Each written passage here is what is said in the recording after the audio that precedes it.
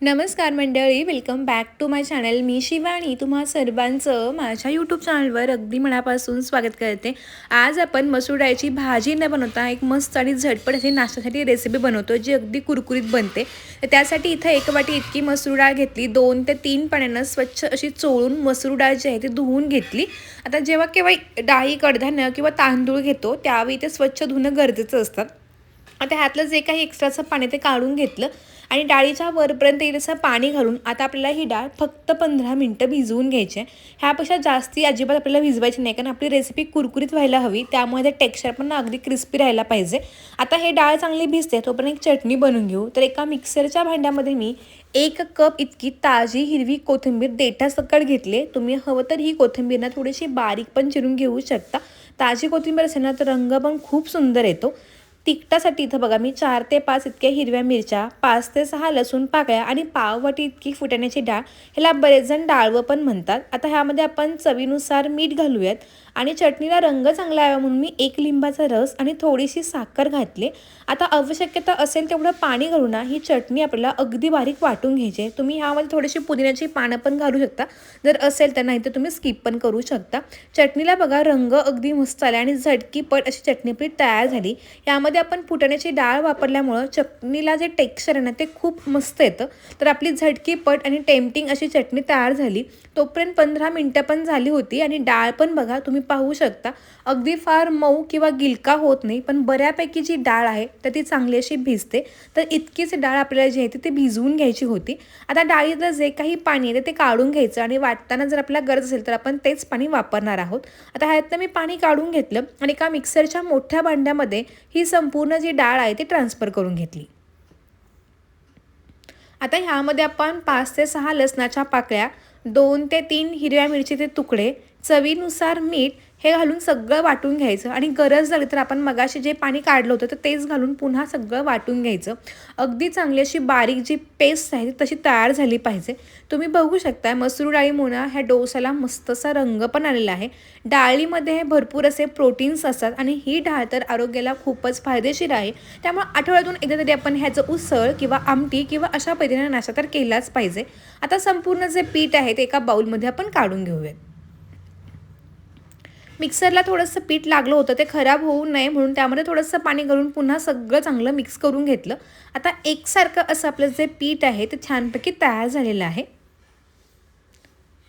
नेहमीच्या नाश्त्यामध्ये आपण पोहे, उपमा किंवा वेगवेगळे पदार्थ करतो, पण ज्यांना कोणाला हाय प्रोटीन रेसिपी हवी असेल, अगदी डाएट फ्रेंडली, तुम्ही नक्की ही रेसिपी बनवू शकता. आता मगाशी मीठ घातलं होतं, पण थोडंसं मीठ मला कमी वाटते म्हणून मी पुन्हा थोडंसं चवीनुसार मीठ घातलं. हे सगळं बघा चांगलं असं मिक्स करून घेतलं. ज्या पद्धतीने आपण पेपर डोसा वगैरे बनवतो त्याचं जसं पीठ असतं तर अगदी तसंच मी पीठ जे आहे ते तयार करून घेतलं. तर अगदी परफेक्ट पीठ तयार झालं आहे. आता डोसा करण्यासाठी गॅसवरती एक नॉनस्टिकचा तवा ठेवला. तवा चांगला तापून घेतला की थोडंसं ब्रशनं तेल लावून घेणार आहोत. आता ह्या तव्यावरती हा डोसा करताना पाण्याचा वापर न करता टिश्यू पेपर किंवा एका कॉटनच्या कापडानं हे संपूर्ण तेल आपण क्लीन करून घेतोय. आता गॅस अगदी बारीक ठेवायचा आणि पळी भरून बॅटर घालून ना ज्या पद्धतीने आपण पेपर डोसा करतो तर अगदी त्याच पद्धतीनं म्हणजे झटपट अशा पद्धतीनं हा डोसा जो आहे तो एकसारखा असा पसरवून घ्यायचा. हा डोसा तुम्ही जितका पसरवा तितका पातळ होतो, कुरकुरीत होतो. आता डोसा पसरवून झाला की गॅस मोठा करायचा म्हणजे डोसा चांगला शिजतो. आता जे नेहमीचा जो आपण तांदळाचं पीठ भिजवून वगैरे करतो तो डोसा पटकन होतो, पण हा डाळीचा जो डोसा आहे ना तो भाजायला थोडासा नेहमीच्या डोस्यापेक्षा थोडा वेळ लागतो. त्यामुळं गॅस मोठा करून सगळ्या बाजूनं हा डोसा चांगला भाजून घ्यायचा. वरची बाजू कोरडी झालेली आहे तर वरून आणि कडेनं थोडंसं तेल सोडून घ्यायचं आणि तुम्हाला व्हिडिओमध्ये दिसते अगदी त्याच पद्धतीनं सगळ्या बाजूनं हा डोसा जातो भाजून घ्यायचा, म्हणजे डोसाला अगदी सगळीकडून एकसारखासा रंग पण येतो. आता डोसा बघा छान तयार झाला आहे. आता आपण मगाशी तयार करून घेतलेली जी हिरवी चटणी होती तर ती घालूयात. ही पूर्णपणे ऑप्शनल आहे. तुम्ही हवं त्याच्यावरती टोमॅटो केचप किंवा शेजवान सॉस घालू शकता. वरून थोडासा बारीक चिरून घेतलेला कांदा, टोमॅटो आणि कोथिंबीर घालून याला तुम्ही मसाला डोसाचा असा फ्लेवर पण देऊ शकता. तर मस्त अशी चटणी पण बघा ह्याच्यावरती छान अशी लावली गेली. आता खालून चेक करून घ्यायचा. डोसाला अगदी छान कलर आहे आणि डोसा आपसूनच हा तव्यापासून वेगळा होतो. कोणत्याही प्रकारे काढायला मेहनत करावी लागत नाही. छान रंग आलेला आहे तर हा काढून घेतला आणि अगदी तशाच पद्धतीने आपण दुसरा डोसा बनवूयात. त्यासाठी पुन्हा बघा थोडंसं तेल लावलं आणि टिश्यू पेपरनं हा तवा चांगला क्लीन करून घेतला.